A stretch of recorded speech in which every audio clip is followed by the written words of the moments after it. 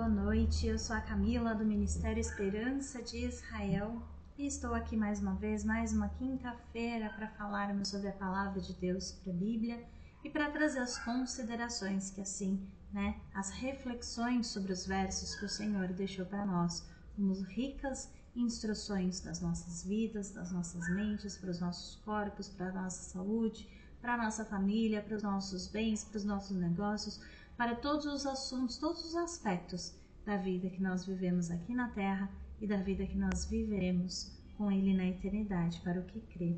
Então eu gostaria de convidar você a abrir uma vez mais o seu livro sagrado, a Bíblia, a abrir ali no livro de Provérbios, no capítulo 23, mas hoje dos versos 32 a 35. Faremos ali a leitura e as considerações do que esses versos têm, hoje encerrando o livro, o capítulo 23 do livro de Provérbios. Então, sem demoras, livro de Provérbios, capítulo 23, versos 32 a 35. E o verso 32, continuamos com o assunto da bebida, continuamos com o assunto dos excessos. E o verso 32, ele diz assim: no seu fim, morderá como a cobra e como basilisco picará. E o Senhor, ele nos adverte. Se você quiser, até eu recomendo que você volte um pouquinho à leitura para pegar o encaixe desses versos, porque a leitura da Palavra de Deus, ela não é uma leitura de versos isolados, e sim de um contexto. Mas, continuando por esse verso especificamente, é uma advertência do Senhor, O Senhor, ele nos adverte de uma maneira clara e literal sobre o alcoolismo.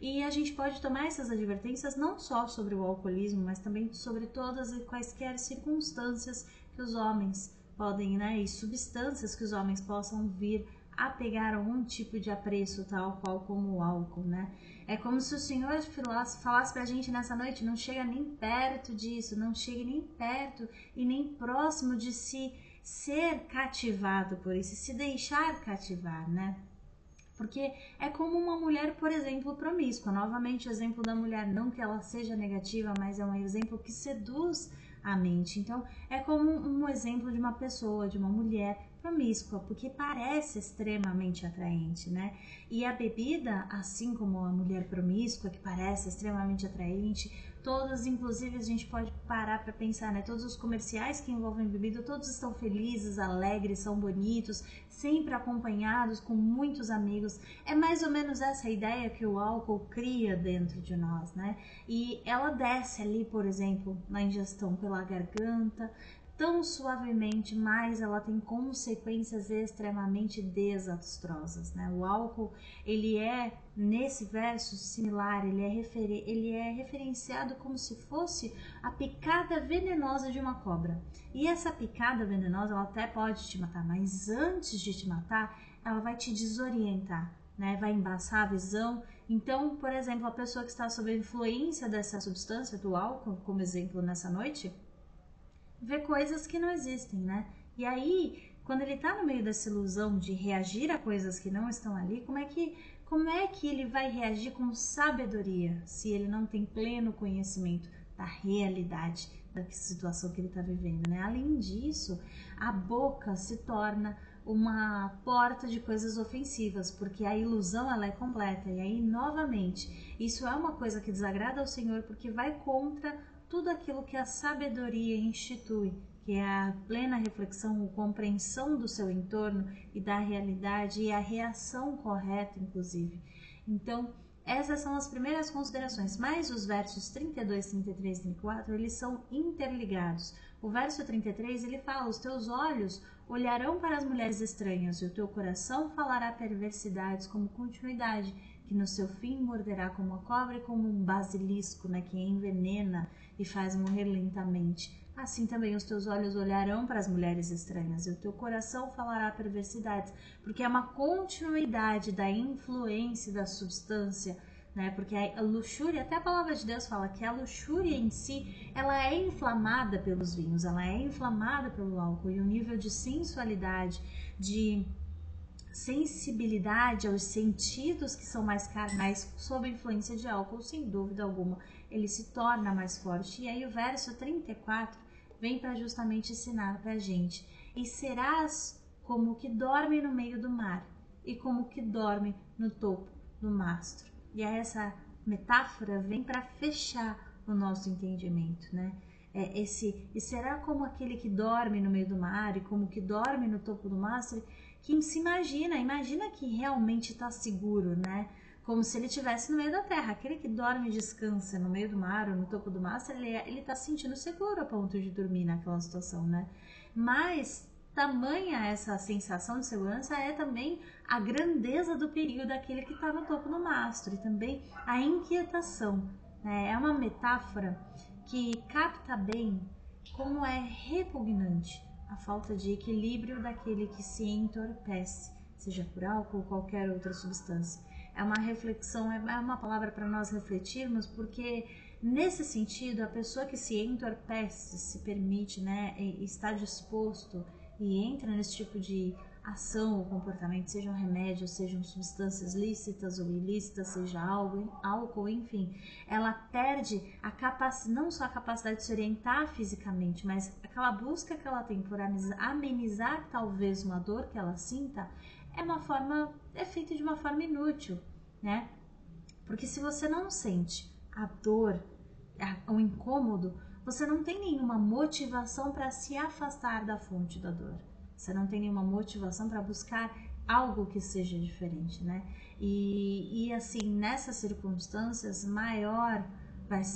muito maior vai ser a dor e muito maior vai ser a necessidade da busca por essa substância ou, enfim, essa ajuda externa, né? Para que o anestésico seja cada vez mais forte, né? Faça passar de uma forma maior. Então, a tragédia daquele que está sob um vício é justamente, né? Apesar, por exemplo, no caso do álcool, da terrível experiência de estar bêbado, uma vez que a pessoa está sóbria, ela começa nessa busca, nessa luta frenética pela próxima dose, pela próxima bebida, pela próxima anestesia, pelo próximo momento de esquecimento. Então, ainda que pareça que seja um descanso momentâneo, isso estimula a busca para que esse momentâneo se torne cada vez mais e, com contrapartida, a substância age cada vez menos. Nós sabemos qual é o final disso, né? Infelizmente. Então, o verso 35 ainda encerra e dirás, como diz aquele que te utilizou da bebida nos nossos versos, né? Espancaram-me e não me doeu, bateram-me e não o senti. E quando virei a despertar, ainda tornarei a buscá-la outra vez, que é o que a gente tem refletido, né? Jeremias, no seu capítulo 5, verso 3, fala: Ah, Senhor, porventura, não atentam os teus olhos para a verdade? Feriste-os e não lhe doeu? Consumiste-os e não quiseram receber a correção? Endureceram as suas faces mais do que uma rocha? Não quiseram voltar? Deuteronômio, capítulo 29, verso 29. E aconteça que alguém ouvindo as palavras desta maldição se abençoe no seu coração, dizendo: terei paz, ainda que ande conforme o parecer do meu coração. Para acrescentar, a bebedeira. E Isaías, capítulo 56, verso 12, fala: Vinde, dizem, trarei vinho e beberemos bebida forte, e o dia de amanhã será como este, e ainda muito mais abundante. É a busca frenética de alimentar um ciclo que de virtuoso não existe absolutamente nada. É prazeroso para a carne, mas cada vez menos e cada vez mais de sofrimento, de angústia, né?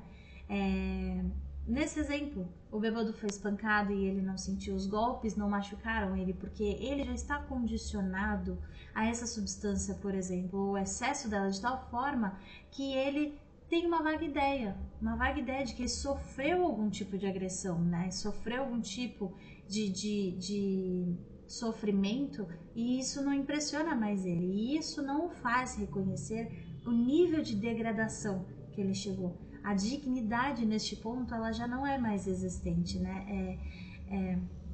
Ele não consegue compreender com a situação e daquele ponto em diante se modificar. Ele é representado como aquele que é ansioso pela renovação da sua devassidão, por assim dizer, né? Justamente o que a gente tem dito, né? Pela renovação do uso da substância, né? Com a sensação, né? Do entorpecente ou da substância, né? E quando o seu sono está prestes a acabar, a angústia é quando virei a despertar para buscar uma próxima oportunidade de usar. É como se ele precisasse, ele é impelido pela carne, pelo seu corpo, pela sua necessidade a ceder aos excessos, aos efeitos, até dormir até, e na verdade se embriagar até dormir. Mas ele, por assim dizer, o tempo todo desejando poder despertar e recomeçar. Né? É um ciclo sem fim. É um ciclo angustioso para nós que vemos muitas vezes, mas aqui, se somos nós, vivemos essas coisas, talvez a gente não perceba dessa forma, até que em algum momento nós tenhamos o despertar. Assim também nós somos, se não por substâncias, se não por algumas coisas, mas na vida do pecado. Nós nos tornamos viciados e buscamos alimentar os nossos vícios. E nesse ciclo não tem fim, porque a gente nunca vai suprir, né, o nosso vício. A gente sempre vai estar em busca, e vai estar em busca, e vai estar em busca, e cada vez mais longe da dignidade, né, ainda que vivendo numa vida de aparente felicidade, né, mas todos os dias nos prejudicando um pouco mais para tentar suprir aquilo que o pecado cria em nós como necessidade. Então, esse vídeo hoje, como um todo, vem com a reflexão não para julgar aqueles que estão em condição de vício nessa noite, e nem para colocar que aqueles que conhecem esses versos são mais santos do que outros, mas uma reflexão que o Senhor nos traz para que a gente compreenda quão frágil é a natureza humana no sentido das substâncias, para que a gente não se disponha a testar os nossos limites, já conhecendo o que vai acontecer, porque aqui estão descritos nos versos e as reflexões podem ser realizadas a partir dele. Ao contrário disso, o Senhor ele nos chama para a liberdade, mas o preço dessa liberdade é o arrependimento, é reconhecer no Senhor que nós precisamos dele, é reconhecer que ele é Senhor de todas as coisas e que nada nós conseguimos realizar sozinho. E antes ainda do arrependimento, é escolher crer, escolher confiar nele, né? Escolher o bom caminho e escolher aprender dele, como ser verdadeiramente livre, porque cativos todos nós já nascemos, mas a liberdade nós aprendemos com o Senhor. Essas são as reflexões desse vídeo. Eu agradeço muito a tua companhia até aqui e que Deus te abençoe.